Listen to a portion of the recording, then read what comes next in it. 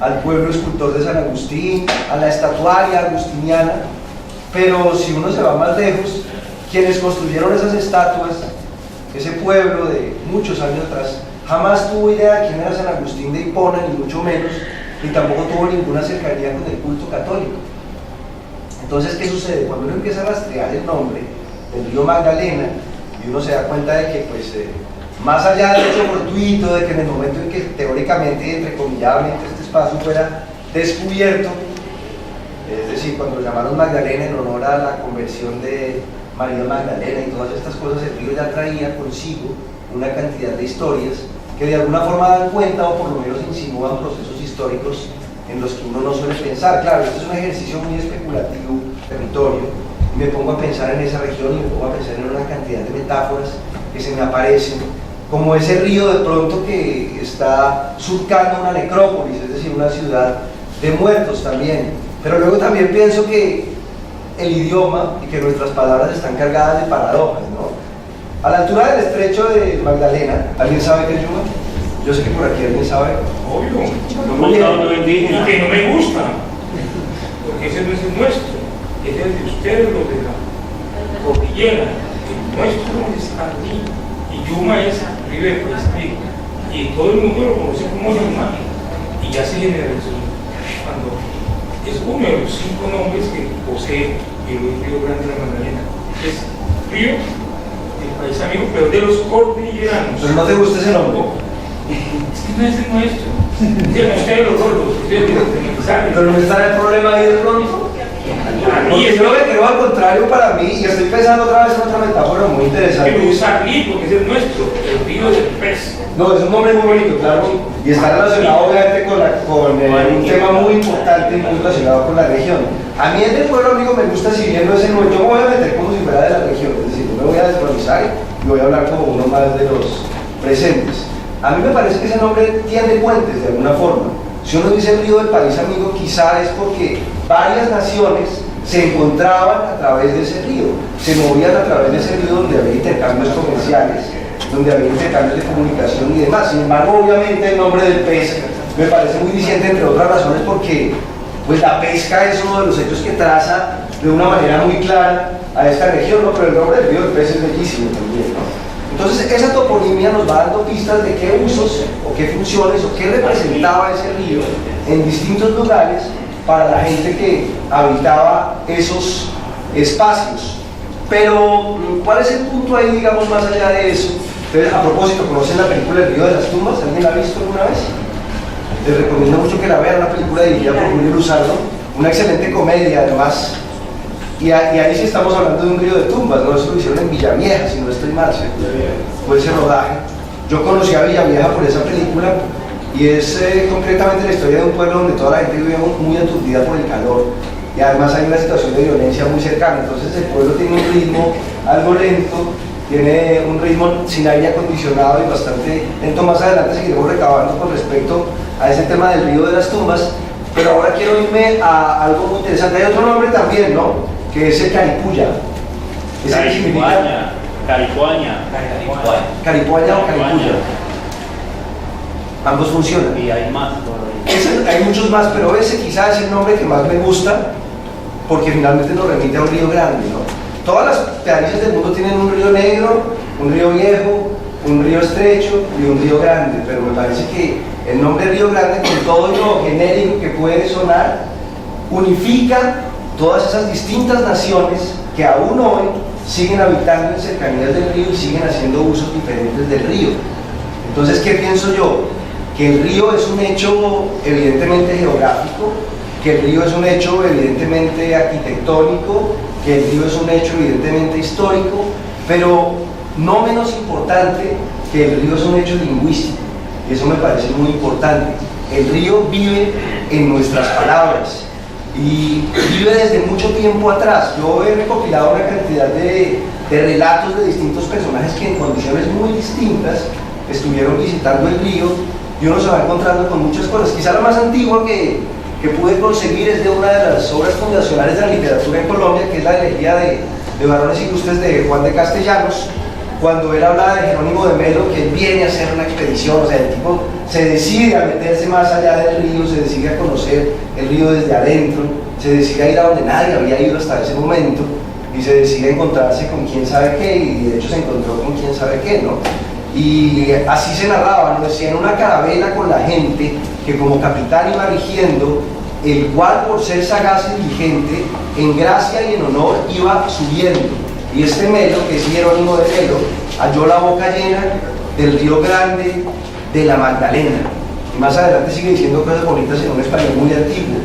Holgáronse de ver en sus riberas diversidad de árboles sombríos, entretejidas grandes cañaveras que suelen ser ornatos de los ríos, en partes extendidas con heces enteras, por las aguas frecuencia de navíos, que son, según dijimos, es decir, dijimos, unos leños, cavados palos grandes y pequeños. Uno empieza a mirar y todas las crónicas de viajes que hay, firmadas o anónimas, tienen unos hechos comunes muy interesantes, pero esto me lleva a otra cosa y es a lo siguiente, que hoy estemos llamando río Magdalena como lo dije antes, es una consecuencia clara de haber sido colonizados por un pueblo católico y por un pueblo que hablaba la lengua hispana, ¿verdad? Entonces, ¿qué siento yo? Que de alguna forma la narrativa que hemos recibido nosotros con respecto al río Magdalena en su gran mayoría ha sido una narrativa blanca, ha sido una narrativa a la europea y ha sido una visión absolutamente eurocentrista, por lo menos hasta bien entrado este siglo. O sea, ¿en qué coincide la mayoría de narradores? Yo no sé ustedes qué tanto hayan leído con respecto a esas crónicas, pero todos coinciden en que en muchos tramos el río era malsano, en que era un zancudero, en que era un río bastante difícil de habitar, lleno de caimanes, o sea, donde estaban las fauces de los caimanes prestos a devorarlos, las flechas de los indios prestos a acabar, en donde se acusaba de canibalismo. No sé si había canibalismo, yo todavía no estoy seguro de si el canibalismo se ha practicado o no, pero existe ese mito, en donde se acusaba de canibalismo, y cada una de las cosas que miramos está entretejida por eso. Incluso uno va mirando las novelas más recientes del siglo XX y se sigue encontrando con esa constante. Yo voy a empezar a botar algunas historias que me han gustado mucho con respecto al río Magdalena. Hay una novela de un autor de origen judío cuyo nombre es Azriel Bibliovitz. ¿Lo han leído? ¿Lo conocen a él? Esa novela se llama El rumor del Astracán y cuenta la historia de unos judíos que se vienen a vivir una vida de aventuras, por un momento están en la costa del Caribe, luego tienen que hacer el tránsito por todo el río Magdalena y finalmente llegan a Bogotá. El río era un machete que abría una trocha a su paso. Al oscurecer seleccionaron una ceiba para amarrar la embarcación, es decir, las iban a detener. Ustedes saben que muchas veces era necesario detenerse o se hacía innavegable, o se sigue haciendo innavegable el río, y por lo tanto pues había que hacer este tipo de paradas. Al oscurecer entonces seleccionaron una ceiba para amarrar la embarcación. Varios bogas saltaron a la orilla. Aquí viene una apreciación erótica que me parece muy interesante con respecto a los bogas, que dice: los pasajeros, en especial las jóvenes, admiraban los músculos torcidesnudos mientras realizaban el anclaje. En el comedor, los abanicos batían el aire para alivio de los comensales. Cuando entré, el capitán indicó que me acercara. A los pocos minutos, llegaron Jacob y Saúl recién afeitados. He pedido a uno de los muchachos que eche insecticida a sus camarotes. Les recomiendo usar el mosquitero, advirtió el capitán. En la conversación se refirió al tempranero. ¿Esa palabra es común para ustedes? ¿Saben qué es un tempranero? La lección así de rápida de entomología del río Magdalena. El tempranero, según la descripción misma del libro, es o era, no sé si está extinto, un mosquito que aparece al ocultarse el sol, y a la paloma, un zancudo con una plumita azul en las patas. Preciosos nombres, tempranero y paloma, hay dos palabras del Magdalena. A veces llegan a medianoche, en ocasiones en la madrugada. Las extremidades son sus puntos favoritos. Oigan ustedes el poder de la palabra y lo que dice Azriel ahí. La sola narración daba ganas de rascarse. Y cierra diciendo esto: mañana, cuando pasemos por Zambrano, les sugiero los tabacos. Vale la pena comprar un ciento. Fumar por estas tierras es bueno. Espanta a los bichos. tenemos una fijación con el tema de los bichos. O sea, si yo me pongo a leer toda la bibliografía que consulté en la preparación de esta charla, pues una cosa con la que uno se encuentra mucho son con los bichos. Pero bueno, ya que vamos en palabras, ya estuvimos en la letra B de bichos, vamos a vernos un poco más adelante a la letra B de bogas, de quienes ya hablamos. Ahora que entregué un monumento al boga que me presentó Alberto, ¿cómo se llama ese monumento? ¿Tiene algún nombre en particular? ¿Quién es el autor? ¿Cómo les parece? El de la India Catalina. ¿Les gusta? ¿Es un buen símbolo de...? No, porque ¿cómo es tu nombre, perdón? Don Mauricio. No, pues a mí personalmente que me parece un poco contrahecho, ¿no? Como que no coincide de pronto simétricamente con la fisionomía del ser humano.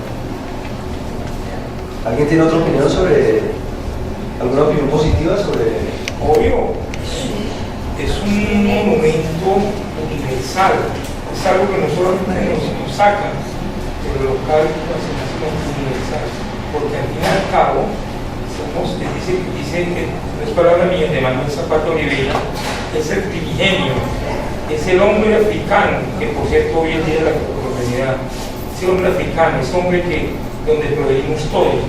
Qué rico que se hayan equivocado trayéndonos en el año 1992 una obra que lo manda a hacer por Manuel Cepeda, Álvaro Cepeda Zamudio, que cuando fallece duró mucho tiempo en el alcalde de la Comproma. Me llamaban el pescador, pero Manuel Zapata Olivella, un gran afrocolombiano, lo rebautizó y le llamó el bogo de la libertad. Entonces ahí está una historia muy hermosa. No lo quiere, mucha gente no lo quiere. Yo soy uno de los pocos que defendemos esa gran obra, porque es que somos únicos. Ni siquiera en África la tienen, están aquí. Pero no deja de ser interesante que un monumento genere ese tipo de polémicas, ¿no? Es decir, que algunos lo sientan como muy propio y otros lo llaman contrahecho. Me parece que no deja de ser un acto de apropiación alrededor de un monumento, ya sea para mirarlo con desdén o con fastidio o con disgusto, o para mirarlo con admiración. De todas maneras, a mí me parece que más allá de eso, la figura del boga es una figura tremendamente poderosa. Yo recuerdo la primera referencia que yo tengo en mi vida de la palabra boga no es literaria, es musical, y es una canción que sonaba por allá en mi infancia, que decía boga, boga, boga, el barquero, boga, boga, en su embarcación, una cumbia como de finales de los 70, comienzos de los 80. ¿Alguien recuerda de quién es? Yo tengo por aquí el nombre de la banda.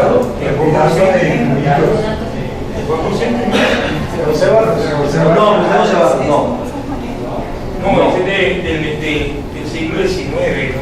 Les voy a decir quién es el autor. Del negro. No, esa es una poesía de Candelario Besa, remar, que es lo que va llevando al final.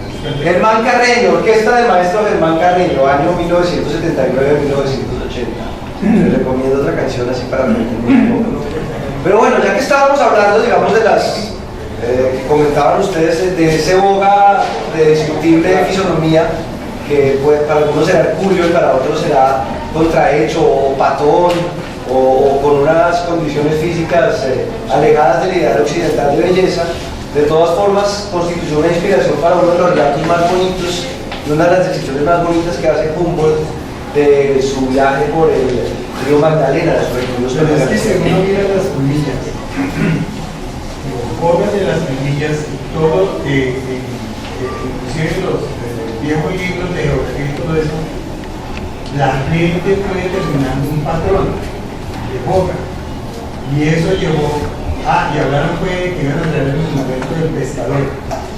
Cuando la gente que vive aquí cerca de la orilla del río, el día que lo trajeron, se fueron a mirar el pescador, la obra, no encontraron un elemento ni en el cuerpo ni en es decir, si hubieran hecho un congruo, el congruo es una herramienta de pescar muy ágil, hubiera sido muy diferente, según lo que se sienten identificados, pero no se sintieron identificados. Quizá porque es una lectura de afuera también, es una visión de afuera. El señor tiene pantaloneta y lo que se usó hasta los años 80, pescador del río era la chinga, era algo muy distinto. Buen dato. También es probable que ocurra una cosa y es que no se sienta identificado porque los primeros bogas fueron indígenas en el terreno.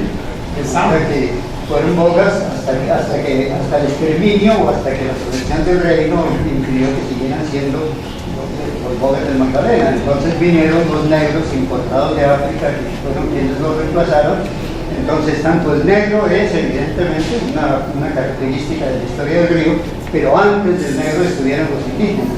Quizás estos pescadores de hoy, que descienden de los indígenas en buena medida, hubieran encontrado más identificación con otro tipo de fisonomía más acorde con la suya, y no con el negro que habitó el río, navegó el río y desapareció del río, por lo menos a estas alturas, ¿verdad? Quizás eso implique un poco cierto alejamiento de la estructura por parte de otras personas del planeta.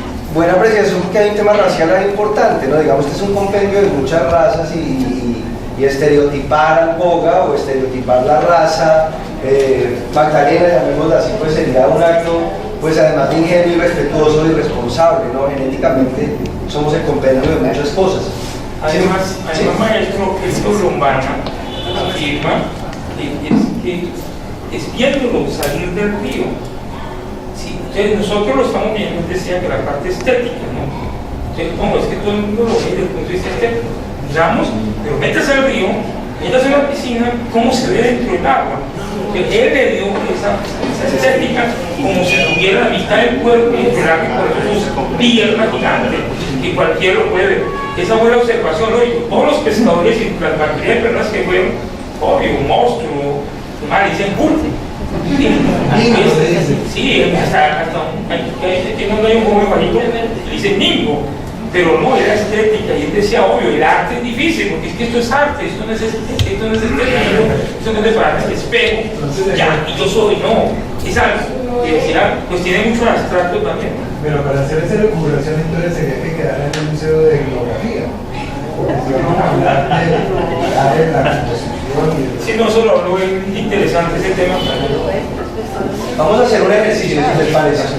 Yo tengo aquí 3 descripciones distintas del boga de 3 visitantes distintos, todos blancos, todos de origen blanco, unos europeos y otros criollos, pero cada uno habla de los bogas de distinta manera y habla de los bogas también como un hecho antropológico, digamos como un fenotipo, como un biotipo casi que hay de boga, una forma de cuerpo de boga y unas costumbres de boga. Voy a empezar con la descripción de Humboldt.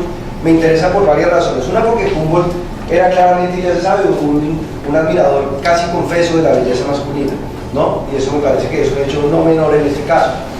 Esta es la descripción que hace Humboldt de los bogas, que además tiene unas aproximaciones de tipo médico. Por eso ustedes están hablando de un científico de más alto nivel en su momento y uno de los grandes sabios de su momento. Entonces su mirada del boga es bastante particular. De hecho, una de las propuestas que hacía, porque él habló, él dijo que la gente no tenía mucho poto, ¿verdad? O sea, que era muy común que la gente tuviera el poto gigantesco y que se muriera ahogada por alguna condición que en ese momento él no explicaba, porque el tipo botaba varias teorías, era por el tipo de agua que tomaba, por el tipo de agua que tenía el río, porque obviamente él se fue saboreando, él era un saboreador, era un catador de ríos de alguna forma, e iba probando el agua de cada río y sabía más o menos a la altura de qué lugar, a qué sabía el río. Lo hizo al lado de Bonpland, por ejemplo.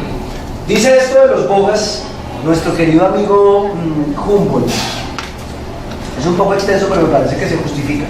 Intentemos imaginarnos esto, por favor, y díganme, me gustaría que completemos esto con la imagen que tenemos de nuestro boga vecino aquí, respectivamente llamado Burke. Puesto que los bogas apoyan la palanca contra el pecho, arriba de las tetillas, todos tienen allí una terrible callosidad y no utilizan plastrones de cuero hasta cuando, lo que es muy raro, les aparecen heridas. Por suerte, los hombres tienen poca disposición al cáncer de pecho. Los remeros son zambos, pocas veces indios, y van desnudos, a excepción del guayuco de fuerza hercúlea. Es muy pintoresco cuando estas figuras bronceadas, de fuerza atlética, avanzan poderosamente apoyados en la palanca. La forma como se les hincha cada vez la vena yugular, cómo chorrean sudor diariamente durante 18 horas en un clima cálido, ardiente, en la cuenca de un río en el que casi nunca sopla un airecillo bienhechor que mueva las hojas. A pesar de lo admirable de esta demostración de fuerza humana, yo hubiera deseado admirarla por menos tiempo, dice él. No es que estos hombres despertaran compasión, pues porque aunque mal pagados, la comida y sueldo de $1,50 es más o menos diarios, son hombres libres y al tiempo muy insolentes, indómitos y alegres. Su eterna alegría, su buena nutrición, todo esto disminuye el sentimiento de compasión. Pero lo más enojoso es la bárbara, lujuriosa, muchos adjetivos, ululante y rabiosa gritería, a veces lastimera, a veces jubilosa, otras veces con expresiones blasfemantes, por medio de las cuales estos hombres buscan desahogar el esfuerzo muscular. Hago un paréntesis, me salto una parte porque ahí Humboldt se despacha en una disertación con respecto a por qué los humanos hacemos ruido cuando estamos haciendo fuerza. Creo que es una consideración muy naturalista de la época. Sucede en los partidos de tenis todavía, ¿no? Pero continúo leyendo esto. Y es interesante porque habla mucho de la fisonomía. Es sorprendente que este trabajo del libro, en lugar de afectar la salud, robustece. Todos los remeros son de una fuerza hercúlea. Comen enormemente, siempre están de buen humor y tienen el pecho arqueado, muy ancho y bien desarrollado. El eterno gritar y el respirar profundo durante el apoyarse en los remos, en 20 años de trabajo interrumpido, hace que los pulmones de estos hombres se ensanchen admirablemente. Las costillas se vuelven más ágiles y el esternón más suelto. Yo opinaría que un anatomista podría diferenciar el aparato respiratorio de un remero del río Magdalena de cualquier otro individuo. El boga va completamente desnudo, tiene los pies siempre húmedos. El boga trabaja desde las 5 de la mañana hasta las 6 de la tarde, de lo cual se descuentan 5 cuartos de hora para el desayuno y medio para el almuerzo. La mayoría pasa la noche sin dormir en lugares donde los mosquitos son abundantes y muy venenosos. Esto es muy interesante, una notación muy interesante. Puesto que ellos se beben todo el sueldo ganado y pagado por anticipado antes del inicio del viaje, muy a la colombiana por cierto, solo los más ordenados y los más ahorrativos tienen un toldo, una especie de talego o carpa. Una dimensión muy significativa.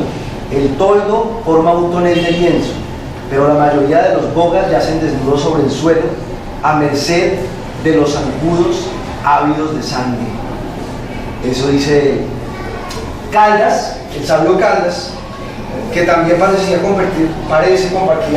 gusto particular por la anatomía masculina, hace su descripción muy personal también, aunque algo racista de los bogas, y dice esto: un calor abrasador y constante reina en las llanuras que hacen base a esta soberbia cadena de montañas, palmeras colosales, maderas preciosas, resinas, bálsamos, frutos deliciosos, son los productos de bosques interminables que cubren estos países ardientes.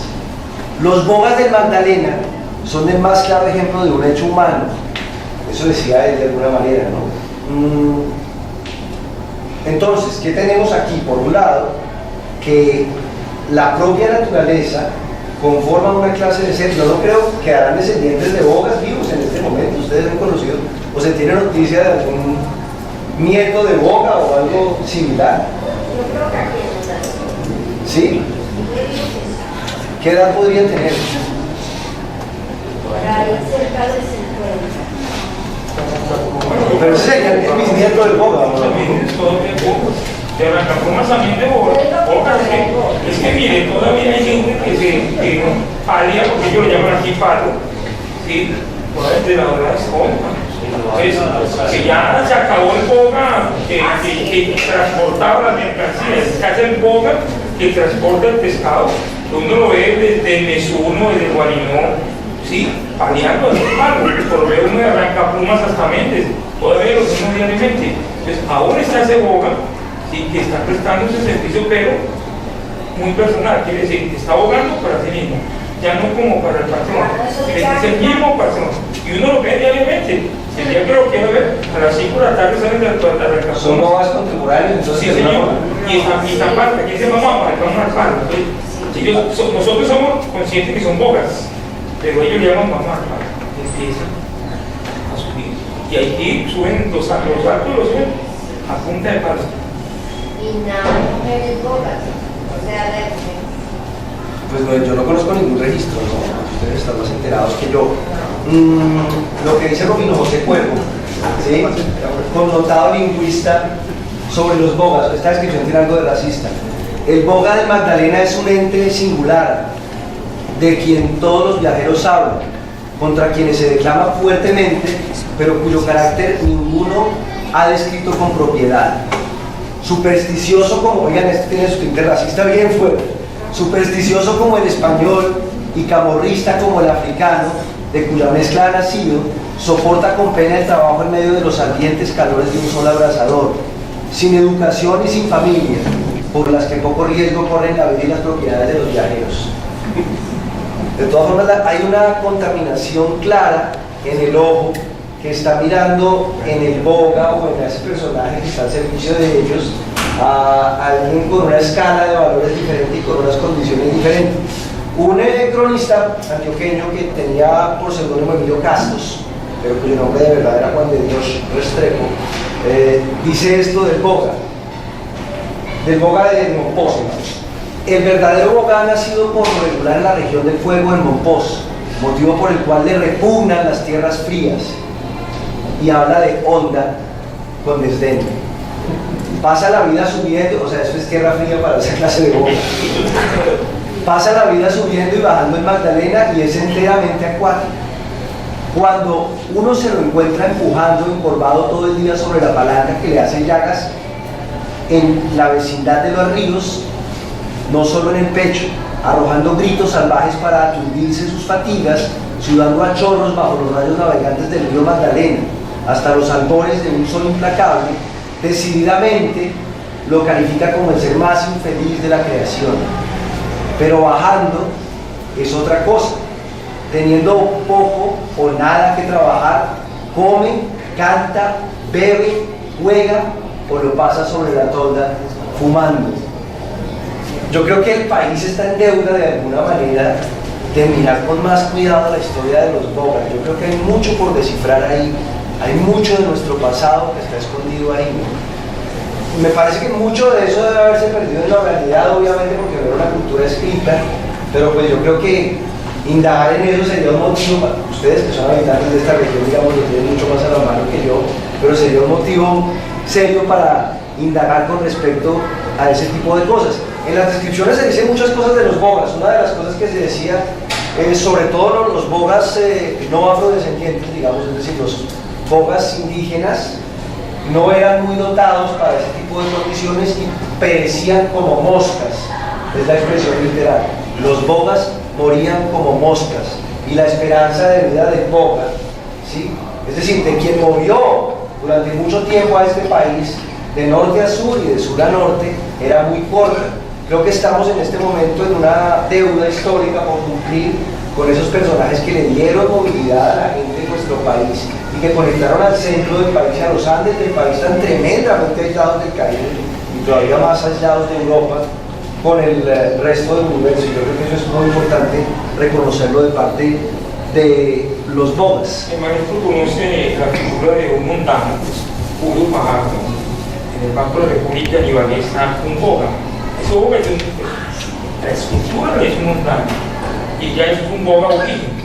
Pues ¿Y cuál te gusta más de los dos Bogas? No, porque son diversos. Si usted va al Museo del Río Magdalena va a encontrar fotografías de Boga de comienzos del siglo XX y hay otra ilustración. Entonces, el puro hecho de que la persona esté en el río Magdalena transportándose haya sido en el siglo XVII, XVIII, siglo XXI, pues va cambiando, ¿no? El Boga de hoy ya utiliza pantalón, utiliza tenis, y lleva su polva, se llama lo que tengo acá, y lleva su polva. Yo ya reggaetón. Ella está escuchando y uno lo puede ver con el ritmo, porque es maravilloso. Fíjese que uno no está acostumbrado a verlo ni atención le presta, pero es maravilloso observarlos cuando van atravesando y demoran, pueden durar 15 o 20 minutos pasando por el lado de uno mismo. No le presta atención, tan solo hoy que lo está viendo el corazón. Otro hecho importante y otros personajes muy importantes del río Magdalena, y voy a otras palabras también, que son o que fueron, me corrigen ustedes, de pronto estoy hablando un castellano arcaico, yo me estoy basando en libros, muchos de ellos escritos en el siglo antepasado y otros a mediados del siglo pasado o antes, pero me he encontrado con palabras que me resultan muy curiosas, por ejemplo, bagrear, por Universidad, Bogotá, guaraperos, obviamente la muy conocida Surmienta y demás. Cuando yo estaba en la universidad, yo escribí mi tesis de grado, yo estudié literatura y me gradué de literatura de la universidad. Cuando yo hice mi tesis de grado, una cosa que estudié fue cómo el departamento de Quindío se narra en su literatura. Y gracias a eso, para que vean ustedes que todo se va conectando de muchas maneras, me encontré con un autor que me gustó mucho, que es del pueblo de donde nació mi mamá. Mi mamá es Caracas. Los rolos somos, en nuestra mayoría, hijos de inmigrantes, es decir, somos hijos de provincianos que nos aclimatamos a esa zona. Yo soy ultramérico de eso, pero mi familia es quindiana, más que rola.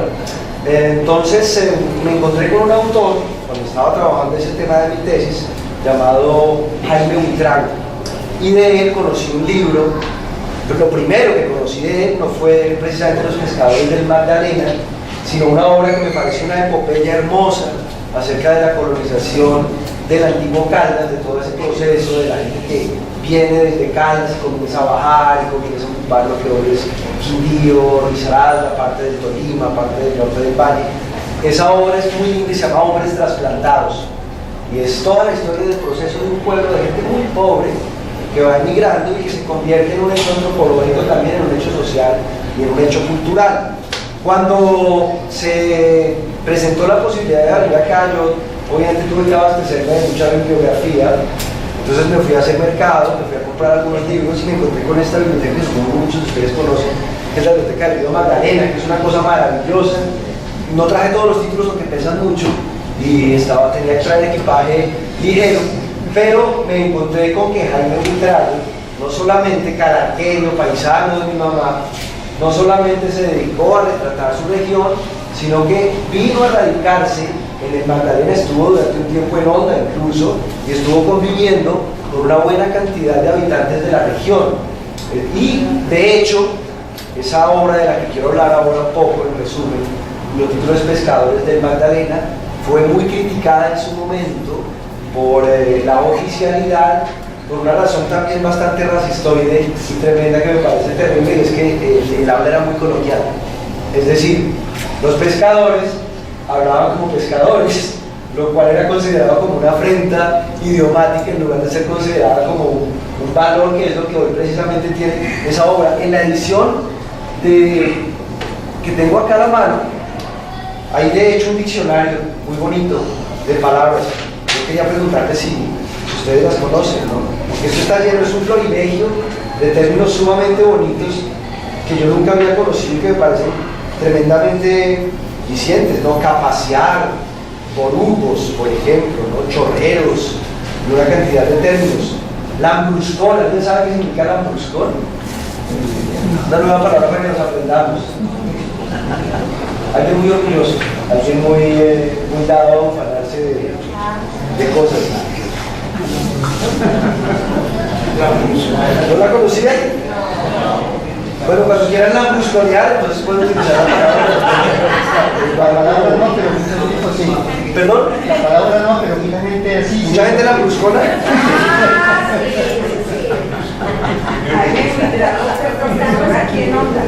Ah, yo no sabía eso. Tengo un amigo, José Vicente, que tiene 90 y él me contaba que el profesor Jaime Buitrago lo llevaba a río a ellos, a los muchachitos, pues a hablar con los pescadores, a tomar pues notas, a recoger pues toda esa información. Él fue profesor acá hace, póngale, 85 años. Un privilegio haberlo conocido a él acá, mucho. ¿El libro? El origen, pues Sí, de 1938. No preguntaba. Esta es la segunda que la lanzaron en Magdalena Fest, que la lanzaron en México. 1938 exactamente, editorial Minerva, Bogotá. Y me encontré con cosas, o sea, con el hecho botánico también, o con el hecho de fauna y flora, que es nuestro río Magdalena. Pues voy a hacer otro examen, así digamos, estoy poniendo a prueba qué tan actualizado está este castellano de 1938 hablado por pescadores del Magdalena. Claro, obviamente pues el Magdalena es muy extenso, sabemos que lo habitan distintos biotipos y distintos personajes de distintos lugares del país, pero Chicora, ¿conocen esa palabra? Una planta. Hay un pueblo que se llama Chicoral. Una planta. Es una planta. ¿Qué peculiaridad tiene esa planta? ¿Alguien lo sabe? Es parecida a la chía. ¿Un tubérculo? Es un tubérculo, está canadito. ¿Y saben qué rareza tiene esa planta? Bueno, eso lo dice el libro, no lo digo yo estoy repitiendo. No sé si sea una ficción de Jaime Buitrago, pero dice el libro, ¿quién tiene ganado acá? ¿Alguno de ustedes tiene reses o algo parecido? Caballos, vacas. Bueno, el punto es que se cuenta que que el ganado que comía chicora, ¿sí? Su carne se volvía repugnante y no se podía vender. Tiene otro nombre también. ¿Hay otro nombre para Sí, eso? tiene otro nombre, sí. Sí, Pero tiene hay otro otra planta también, porque lo comen los venados, cazador que maten un venado, eso no lo puede comer. De modo que eso sí es de la fisiología. Anamú.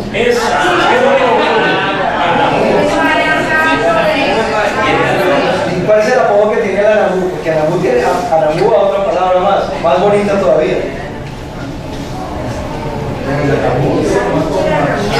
Al Anamú lo llamaban desbaratabailes. Porque, bueno, esto obviamente repito, lo está diciendo este libro, lo estoy diciendo yo, es lo que dice acá. Porque si hacían un asado o un baile y las carnes estaban contaminadas de Anamú, es decir, si habían comido Anamú las reses, entonces obviamente el asado pues se preparaba y estaba toda la carne servida y demás. Y si el ganado había consumido Anamú, el probar la repugnante, entonces se desbarataba la fiesta. Vamos al baño. Simpático hecho, ¿no?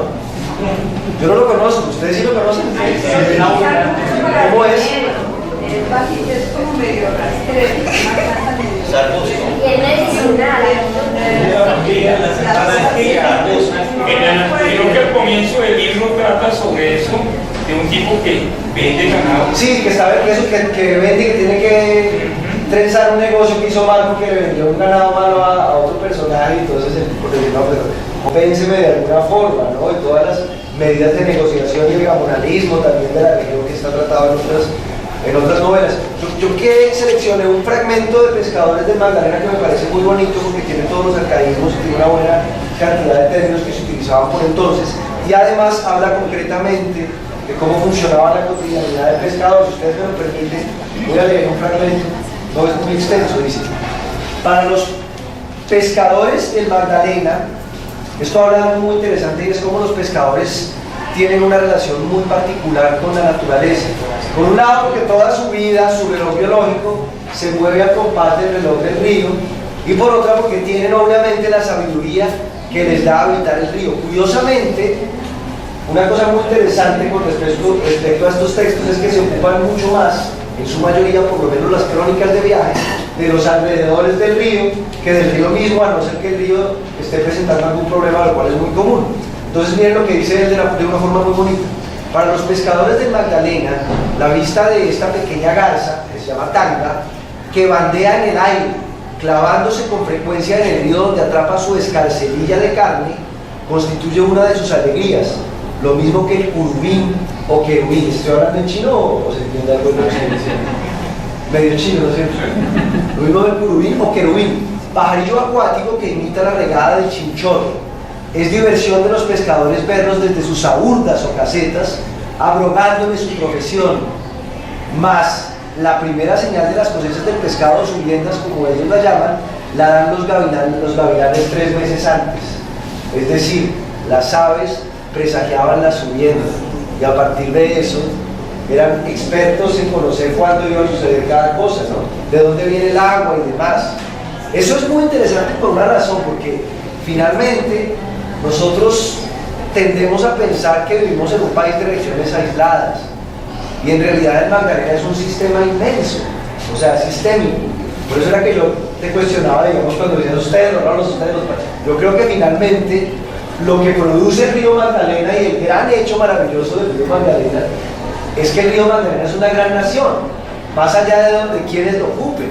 O sea, en el río Magdalena hay gente del Caribe, ¿verdad?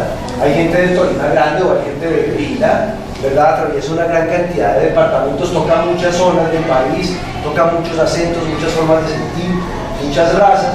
pero todos esos habitantes del río pertenecen y han pertenecido al río de alguna forma diferente. Lo que le ocurre al río muy lejos de acá repercute directamente en lo que va a ir más adelante y más atrás, ¿verdad? De arriba abajo y de abajo arriba.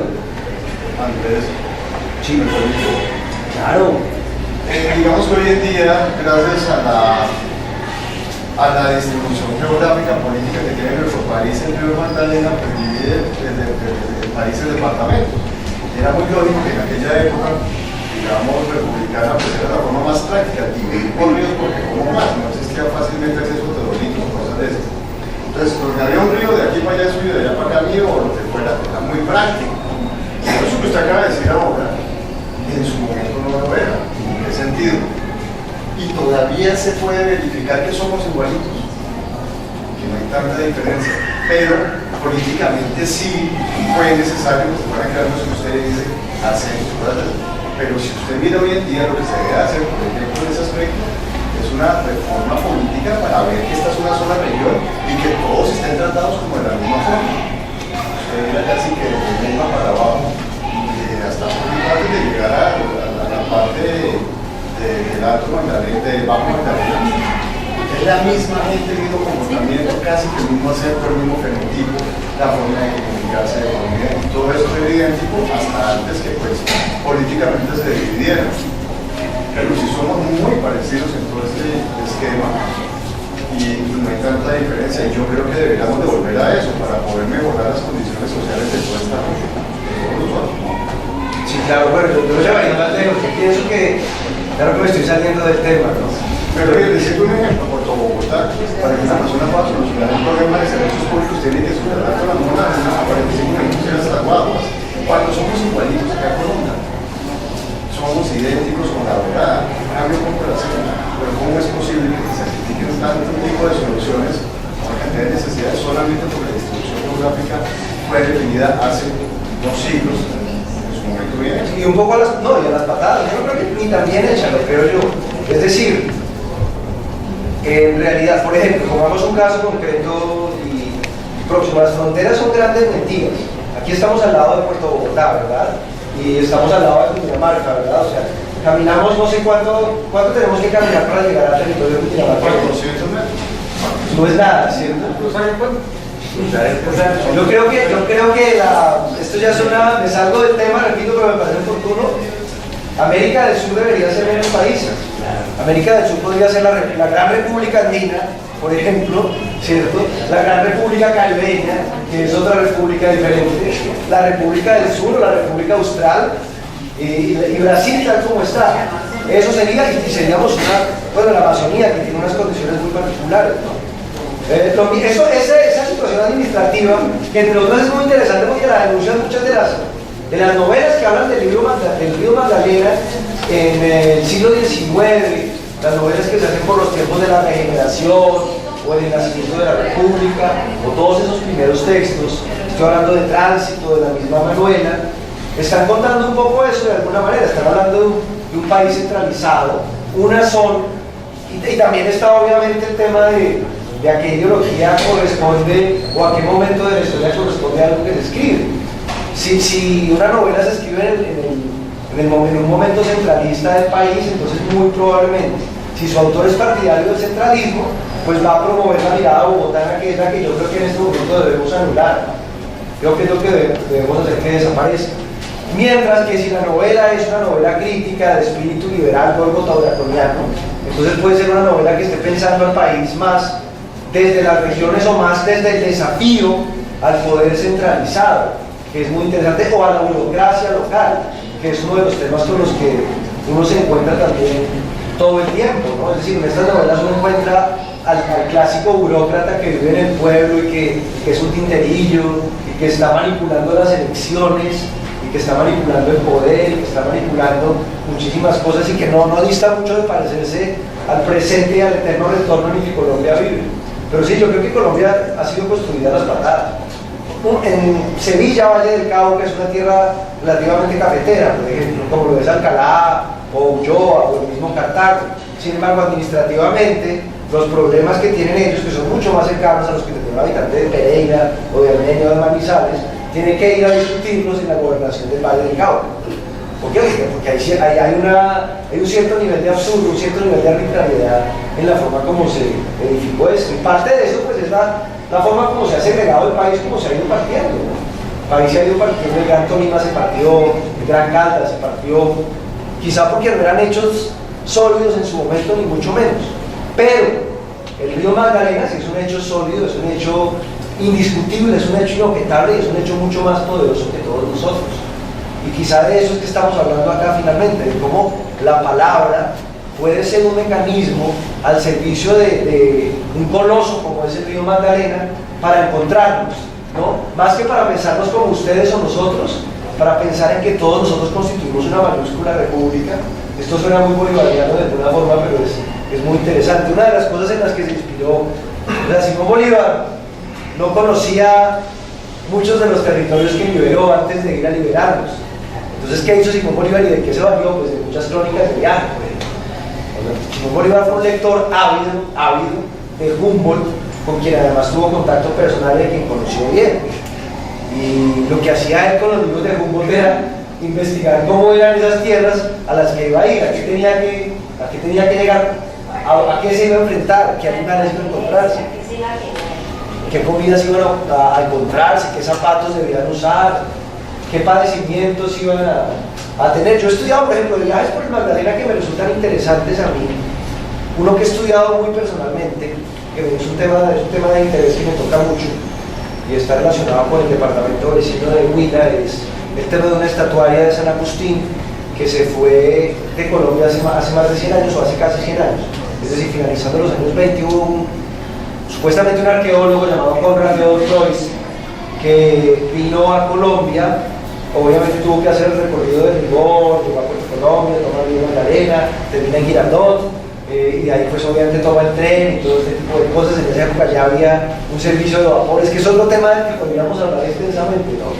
Es decir, la genealogía de los medios que se han desplazado por este lugar y la genealogía de la gente que ha desplazado esos medios, o que ha movido, o con sus brazos apoyados, como yo decía esta crónica, en el pecho, o bien en empresas bastante quijotescas, como la de mandar vapores por el Magdalena en tiempos de Simón Bolívar. ¿No? Esa historia supongo la conocen ustedes, ¿no? de este famoso alemán, ¿no? Conocen la historia de Elbers, ¿no? O la traemos a colación. Según lo que yo he podido investigar y me corrigen si estoy equivocado, Elbers era una especie de mercenario o un corsario al servicio del mejor postor, que una de las cosas que hizo en su momento fue surtir de armas al ejército libertador de Simón Bolívar. Entonces lo surtió de armas y le entregaba armas y Bolívar hizo pues una relación cercana con Simón Bolívar. Liberada la República de Colombia, la Gran Colombia, obviamente pues uno viene a reclamar, ¿no? Cuando te surtí de armas, entonces ahora recompénsame como es debido.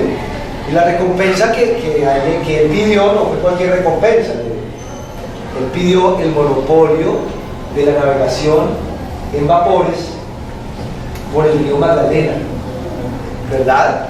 Lo que sucede es que él no dimensionaba, como a muchos les ocurre, la clase de obstáculo que representaba el hecho de movilizarse por el río Magdalena, con los rápidos, con las corrientes, con ciertos espacios que son extremadamente pandos, con ciertas situaciones inmanejables del río Magdalena. De manera que entonces lo primero que hizo fue traer un vapor.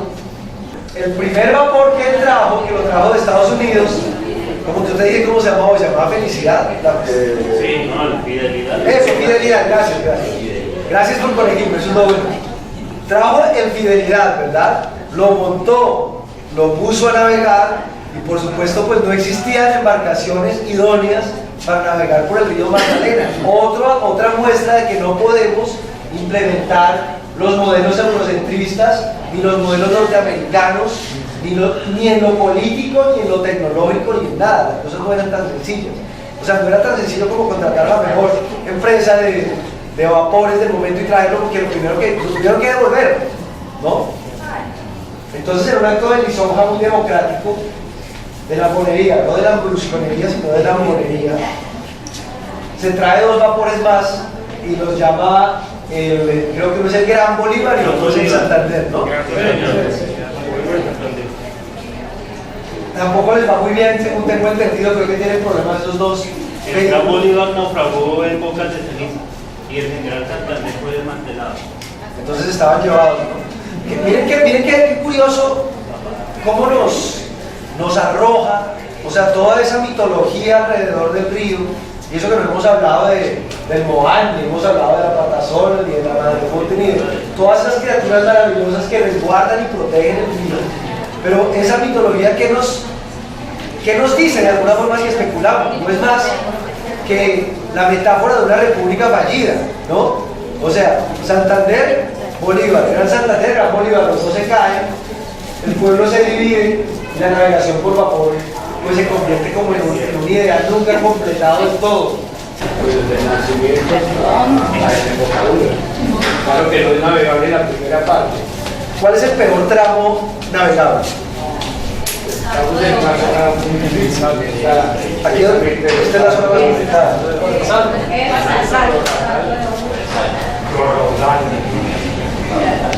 Mire que yo navegué por Puente por Magdalena, desde Puerto Triunfo, por Magdalena, municipio de Puerto Triunfo a Cartagena, una muestra del río, del Museo del Río. Eso es otra población muy peculiar. Y de pronto, una hipótesis, maestro del Manrero, que creo que esa gente de la orilla del río utiliza prendas de color, porque si le meten prenda blanca, pues salen del color, salen oscuras, mientras le introducen y lavan, porque la lavan con el agua del río Magdalena, al ser de color, pues sale como más brillante, como más colorido. Pero es otra cuestión, es muy chévere, los paisajes son muy elegantes. Hay una parte maluca, como una explosión. ¿Recuerdan esto? Una parte que está como 5, 6, 7 kilómetros, como si hubiera pasado una explosión fuerte. Y ahí pero entonces el sitio hermoso, el nuestro, pero ahí para abajo, delicioso. Además es una cosa muy simpática, no pasa el tiempo. ¿Para qué reloj? Solo el río, pero es muy sabroso. Paisajes también, ¿no? Paisajes de páramo, paisajes cenagosos. Y el cromatismo, o sea, eso lo veníamos hablando también, los innumerables verdes, azules, marrones, ¿verdad? O sea, pensar en Barranca Bermeja, no, nunca he estado en Barranca Bermeja, pero el solo nombre ya me sugiere cosas muy... Ingresar, mira, cuando ingresamos de noche, una cosa, nosotros parecía Las Vegas. Sí, porque ¿cómo llamas esa? La refinería. La cosa impresionante. Ven cuando va llegando, tantas ciudades así. Esas son Las Vegas. Yo me imagino, por ejemplo, hermosa, sí.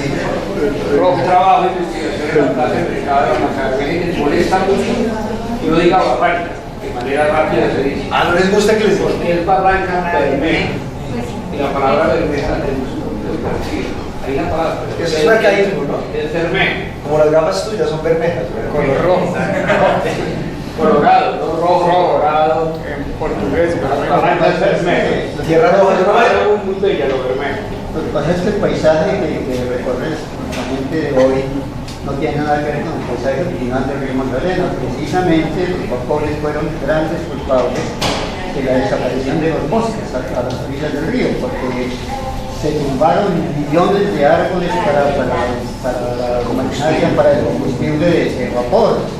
Entonces ese paisaje desapareció en gran medida y ha empobrecido al río también considerablemente, porque ya no tiene, digamos, el alimento y la protección que significaban los bosques, y la fauna también ha tenido una pérdida gigantesca. El paisaje que vemos hoy es un paisaje muy distinto al que vieron nuestros antepasados, y desde luego más pobre.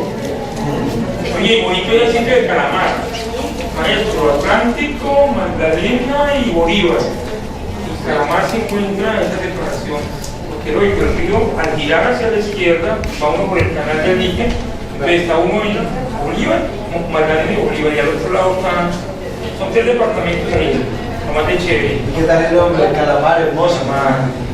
Entonces, imagínense ustedes a Mark, ¿no? A Edward Woolhouse Mark, acuarelista, buscando pintar cada uno de los tonos que rodean este territorio, ¿verdad? Buscando el verde perfecto, ¿no? Buscando esos colores o buscando esos tonos que seguramente él no conoció en su entorno de nacimiento, ¿verdad? Eso es tremendamente mágico y importante. Hay una escena de un libro mío que se llama Jiménez. Jiménez era un pariente de este señor, además, creo, quien se dedicó al periodismo, y una de las cosas que hizo en los años 1934, 35, si no estoy mal, o sea, su primer encargo como periodista, como reportero de guerra, fue ir a Barranca Bermeja a cubrir la huelga de la Tropical Oil Company, o Tropo, que era una, o sigue siendo una petrolera, sigue existiendo como Tropo. Y pues aparte de que narra pues toda la vida miserable de los campamentos, la explotación, el brote del sindicalismo, la polarización, o sea, es que lo que llamamos hoy polarización es un hecho que está muy claro en toda la literatura del Magdalena.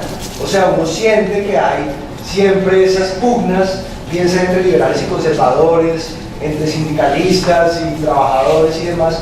Y una de las escenas del libro es en el río Magdalena, precisamente, y consiste en lo siguiente. Resulta que al tipo, muchísimas gracias, al tipo lo atrapan unos personajes, no se sabe de qué facción, si son de los sindicalistas de la Tropical Oil Company o si son de los propietarios de la Tropical Oil Company, pero el tipo le dicen: ya no siga reportando, no siga mandando cables a Bogotá, porque lo que usted está diciendo nos está afectando, cállese la boca, señor periodista.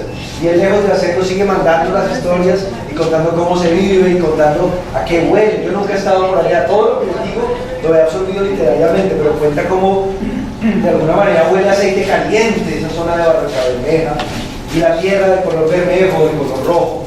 Barramejo es una forma vulgar también que tienen ellos. Detestan que les digan así. Yo no sabía y utilicé la palabra barramejo en el libro, pero en un momento al tipo le dicen: usted siguió reportando cosas al periódico El Tiempo en Bogotá, entonces lo vamos a llevar a echar sopitas. ¿Qué era echar sopitas? Porque Colombia ha tenido, hablando de palabras, ¿no?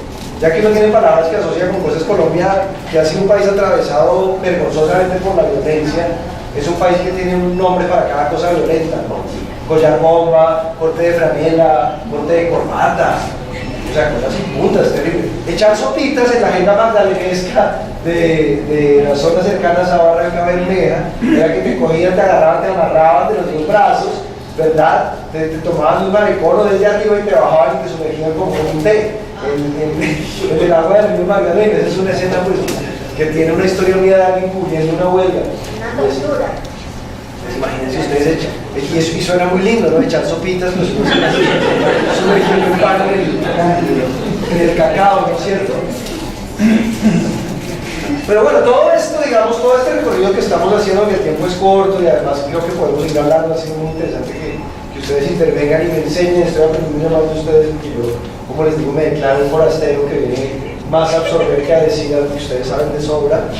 Es que más allá de cualquier cosa, o sea, más allá de las visiones románticas del siglo XIX, más allá de los poemas, de los muchos poemas que se han hecho alrededor del río Magdalena, más allá del río Magdalena pensado como un eje infraestructural, a veces sobreexplotado por las hidroeléctricas o maltratado, más allá de todo eso, el río Magdalena es un organismo vivo que nos ha mantenido vivos por mucho tiempo, y el río Magdalena es un referente que amerita, yo creo que construir una narrativa nueva, no sepultando esa narrativa del pasado, no sepultando ese mundo de los bogas, no sepultando ese mundo de los pescadores, ni sepultando ese mundo tan particular que se sigue respirando acá, porque es que algo se respira en las pocas horas que llevo en onda aquí. Es historia, cada esquina me bota una historia, los peligros me están hablando y me están diciendo cosas, ¿verdad?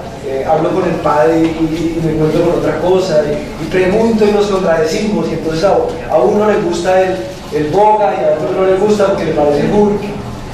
Toda esa narrativa nos permite encontrarnos alrededor de muchísimas cosas, alrededor de muchos hechos muy, muy importantes, hechos científicos, hechos biológicos, hechos literarios y hechos convertidos en palabras. Y yo creo que nosotros tenemos la misión, si nosotros en este momento la suerte, el destino, la suerte no sé si mala o buena, o el destino nos ha puesto acá para hablar de esto, es porque de alguna forma tanto ustedes como yo, como cualquiera de los que está por aquí, tiene una relación con el río, de alguna manera se ha visto tocado por el río.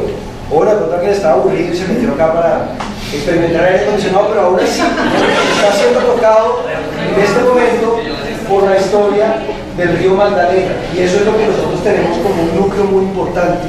Creo que hay mucho que redescubrir alrededor de eso, creo que tenemos mucho que contarle al país, por eso hay tanto documentalista hoy procurando grabar el Magdalena. Ayer por ejemplo, cuando publiqué en mi Facebook que iba a venir a hablar del río Magdalena Honda, un realizador me mandó un documental de unos pescadores que se llama como 4 hombres solos o algo parecido. ¿Alguna vez?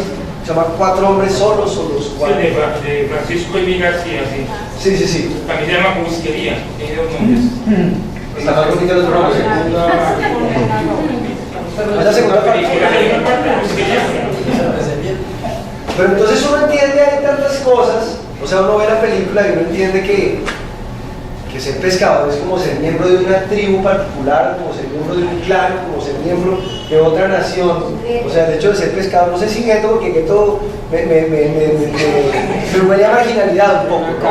Pero de alguna manera, o sea, desafortunadamente, yo no sé, yo me pregunto de este tema y yo me equivoco. Nosotros tenemos como una visión de lo que es ser portero. Y yo creo que nosotros, o sea, la gente no se siente portero. Yo no entiendo por qué. Honda es un puerto, y fue un puerto muy importante. Y es un puerto del río Magdalena. No funciona como tal hoy día, como antes, comercialmente, pero como que uno tiene una concepción, una visión del porteño y uno se siente porteño. ¿Tú no te sientes porteño? Yo creo que la gente no se siente porteño. ¿Por qué? ¿Ustedes se sienten porteños? Un pueblo de Honda. Maestro, mire que ayer subí a mi Facebook una cuestión porque hay una palabra que con todo el respeto, eso es la comunidad más Santa María que dice Honda la Cartagena en el interior. Entonces, bueno, si Honda la Cartagena en el interior, entonces Cartagena es la Honda del Caribe. Pero lo más simpático es que mire que llega una persona a salir lo que está saliendo con la profesora, a decir, nosotros aquí somos de paso, aquí no estamos. Que como aterrado con esa respuesta. Sí, miren que el tipo dice, pero Honda aquí, pues es que ¿quién es de Honda? Somos de paso, dice él. Una cosa tan simpática que nos dejó pensando, porque estamos tratando desde el Centro de Historia buscar. Solo hemos encontrado 3 apellidos que tienen 300 años. ¿Cuáles son? Los Diana, los Diagos, Diana, Diagos y Mauricio, son 3. Y que están desde la época del virreinato. Ya los demás, de purificación, de Guadalupe, Maestro Leopoldo, de Bogotá, Fresno, pero miren tan chévere esa respuesta. Chévere esa respuesta de personas. Entonces uno no hemos apropiado. No, a mí me parece, o sea, si yo hubiera conocido esto de Cartagena, la Honda del Caribe, ese habría sido el nombre de esta charla, que me pareció súper me parece tremendo ese nombre, me parece muy poderoso, ¿verdad? Porque pues está la frase cliché, ¿no? Dicen, ¿no? Que el Caribe termina, o sea, que Honda es como el último tramo del Caribe. El Caribe termina aquí en Honda, de alguna forma. Sí. Yo creo que tú eres una muestra de esa vuelta, de alguna forma, ¿no? Tú eres una muestra de ese retorno, pero ya mi bisabuelo sí era boyacense. Pero está por escribirse quizá esa gran obra, ¿no? Tantos milagros que hay que contar de la región, ¿no? No solamente lo que contó García Márquez, que ya ha sido, digamos que es patrimonio universal de la literatura. García Márquez se confiesa, pues bueno, estamos los tipos de cólera, es en gran parte Magdalena, pero también él confiesa en su libro para contar pues lo que eran esos recorridos que él hacía y lo que representaba la magia, el riesgo, la adrenalina de moverse. Los bichos son el lugar común que me encantan además. Espero que no me vayan a tomar buen dato, gracias.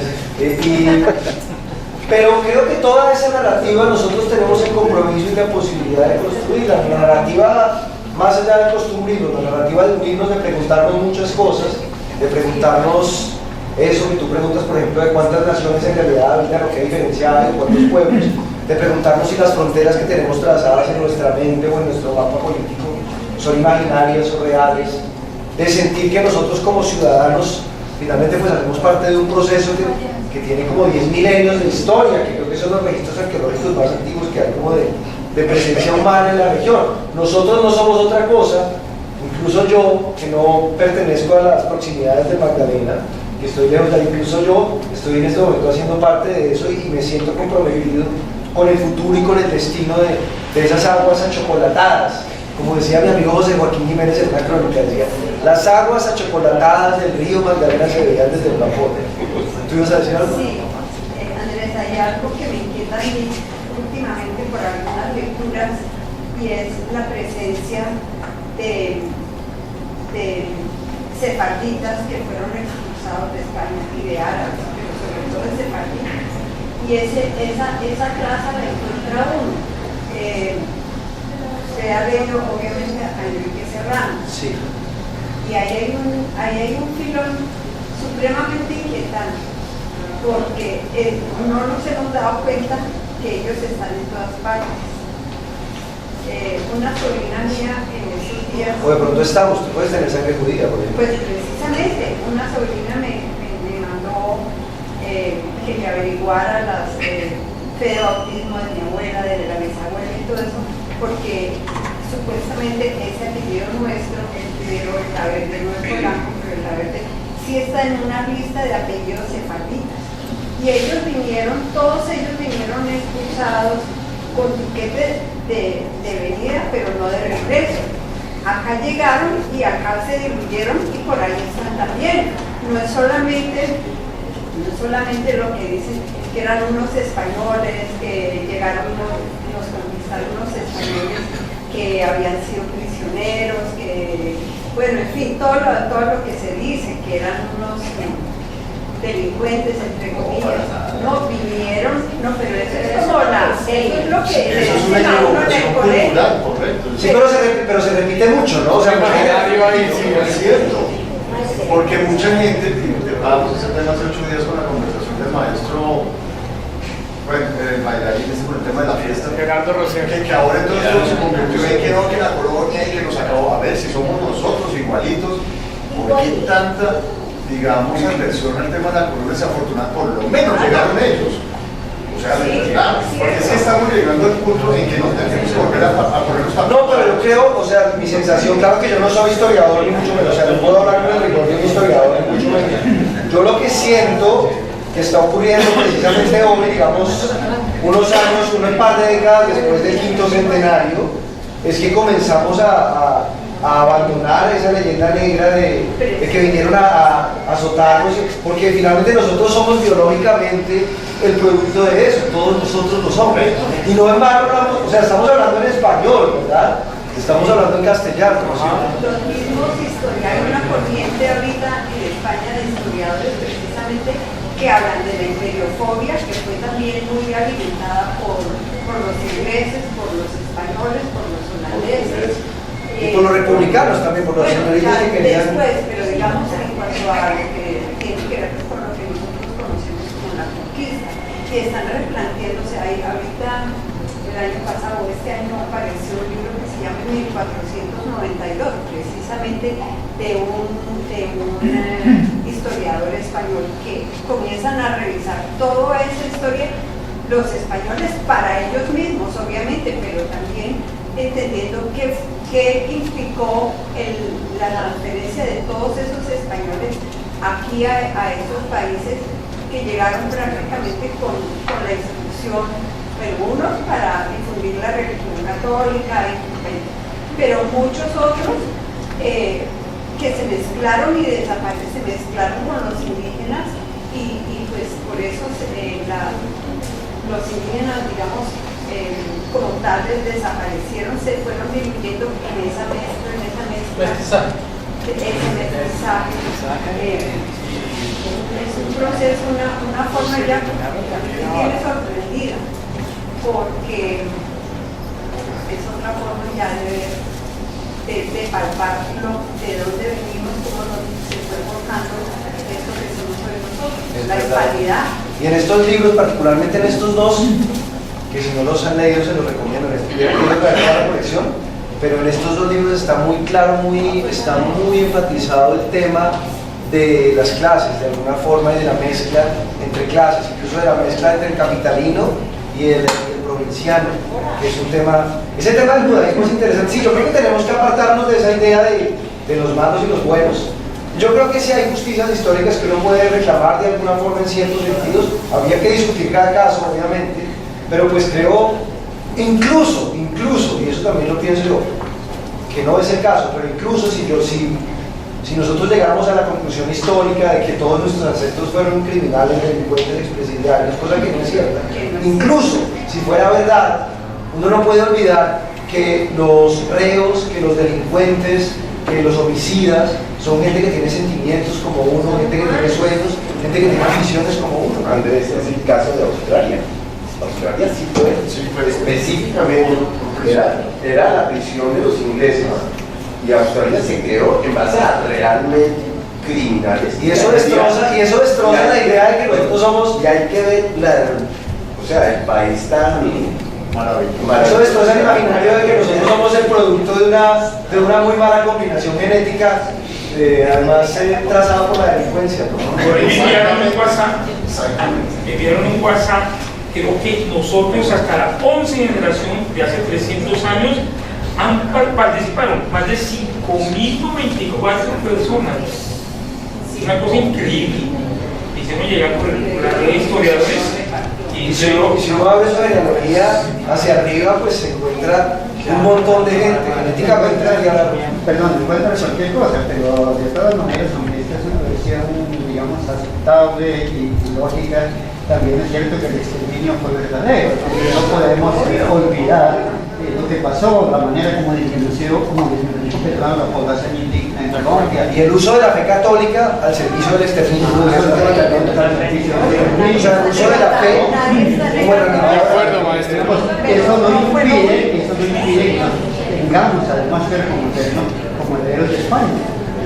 Yo supongo que mi origen es la violación de un conquistador a una indígena chica. O puede ser algo, pero ¿por qué no le pones el puede ser cualquier cosa?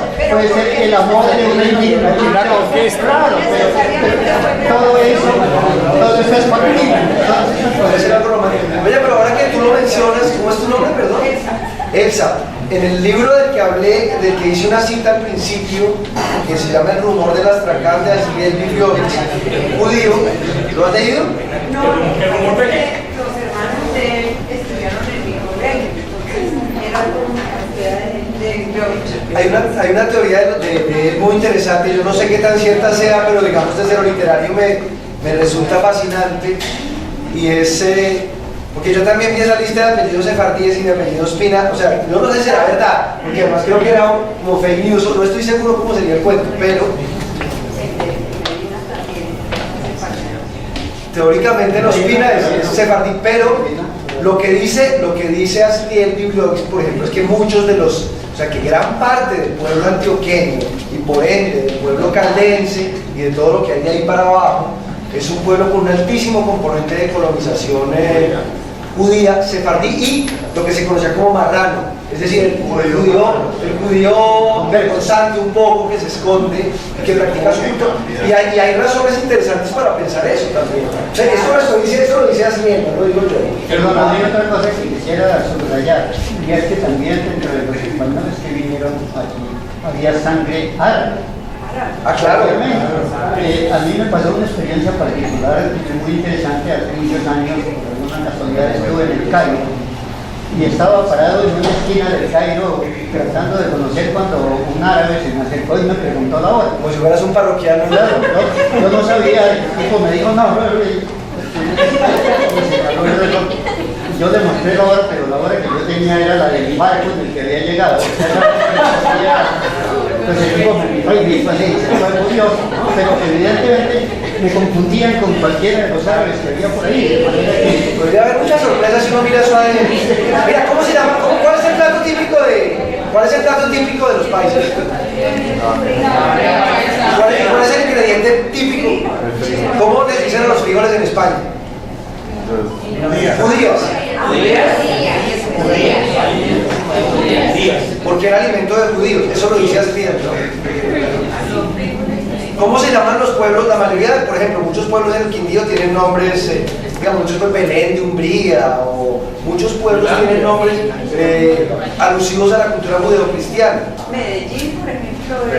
Ahora, la bandeja paisa, ¿cuál es el otro ingrediente que tiene así, digamos, ya carne molida? ¿Por qué? Porque en un tiempo, o sea, ustedes saben que en tiempos muy lejanos, estoy hablando del siglo XV, estoy hablando de tiempos de la Inquisición. Y todavía no deben. Pero en la Inquisición, por ejemplo, el hecho de ser vegetariano, yo soy vegetariano, esto lo aprendí porque soy vegetariano. En la Inquisición, el hecho de ser vegetariano, de que no te vieran comiendo carne, era una sospecha y un motivo para un señalamiento. Este es judío, este no come marrano, este es judío. Entonces, la teoría de Asriel, no sé si sea locada, no sé si sea una fabulación de él, pero él dice que muchos judíos se encubrieron adoptando desesperadamente las costumbres y haciendo aquello que debían hacer para no ser señalados por una sociedad ultracatólica. Se pasaban precisamente de los españoles en la historia nuestra de nuestra familia. Los primeros que llegaron de ese apellido eran funcionarios de la Inquisición, imagínense, y eran judíos conversos. Y es decir, eran más papistas que papas. Ahora, a mí me parece, yo no sé, yo me siento, me gustaría sentirme parte del pueblo judío un poco, ¿no? Pues, o sea, la diáspora me parece un proceso muy interesante porque está enriquecido por una cantidad de cosas. El hecho de viajar por el mundo, de estar en tantos lugares, de haber soportado tantas cosas. Otra cosa que decíamos hoy, es que esta conferencia la hablamos con Alberto Mercado, me decía él, nosotros tenemos estábamos hablando de los bogas, ¿no? O de los colonos, o de la gente que se vino aquí a aventurar. O sea, la genética que tenemos nosotros, yo no puedo hablar de una raza superior porque no creo en eso, o evidentemente de mi entendida sería irresponsable de mi parte decir eso, pero sí puedo decir que somos descendientes de gente muy aguantadora, ¿sí? O sea, imagínense lo diezmados que llegaron los ejércitos de Jiménez de Quesada, por ejemplo, cuando arribaron al Valle de los Alcázares, a la sabana de Bogotá. Lo que quedó ahí eran los más aptos para sobrevivir, y nosotros somos los descendientes de ese tipo de personajes que vinieron además retando el mar, retando la enfermedad, retando la humedad, retando los zancudos palúdicos, todo eso. Es tremendo. Eso es tremendo, y ese temperamento errante que sobreviven muchos de nosotros, ¿no? Mire que haciendo una consulta, una investigación sobre la alcaldía, encontramos que eso era un señor Fragela, Juan Fragela, y mirando hacia atrás, hay un señor Fragela muy famoso, Juan Crack de Fragela, que vivió 100 años, y uno entra a Wikipedia, internet, y encuentra que el tipo era de Damasco. Pero ¿qué sucede? Lo más curioso es que el libro que me dio Catherine Bonil sobre la ciudad de Honda, el tipo Juan Fragela no incluye la cuestión de sangre. Sí, no incluye eso que pedían de la sangre. Es decir, se lavó las manos, y se lavó las manos y no me incluyó para saber primero si era hijo de Juan de Fragela, porque había sido nombrado directamente por el rey de España. Y era un tipo de gran importancia que todavía había recordado en Cádiz, España. Pero miren, de Damasco. Esa influencia.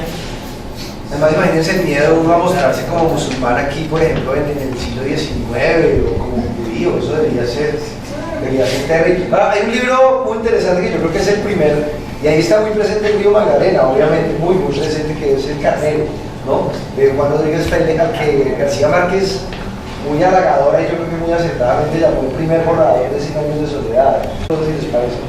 Creo que me gustaría que nos articuláramos de alguna forma, me quiero sumar un poco a esta causa porque estoy descubriendo el museo, estoy descubriendo el río Magdalena, estoy descubriendo varias cosas, soy muy chismoso, ustedes tienen mucho que enseñarme de historia que yo no conozco y me interesa mucho enterarme, me interesa mucho aprender eso de ustedes, y pues me quiero poner como música, estamos acá desde Bogotá al servicio de esta causa, o sea, de vincular, no para que vengan a hacer rumbas desenfrenadas ni bacanales, sino para que vengan a pertenecer de una forma especial, para que todos podamos sentir cómo pertenecemos al río y cómo el río de alguna forma nos pertenece. Y el compromiso que tenemos desde muchos ámbitos, desde el ámbito natural, desde el ámbito literario, desde el ámbito de la construcción de mitos, que es tan importante, ¿no? O sea, de todas maneras hay que celebrar la existencia de ese Boga. Esté o no contrahecho, hay que celebrarlo porque es un mito y es algo que nos remonta a nuestra historia. Entonces, pues creo que este es un terreno al que le queda mucho por explorar.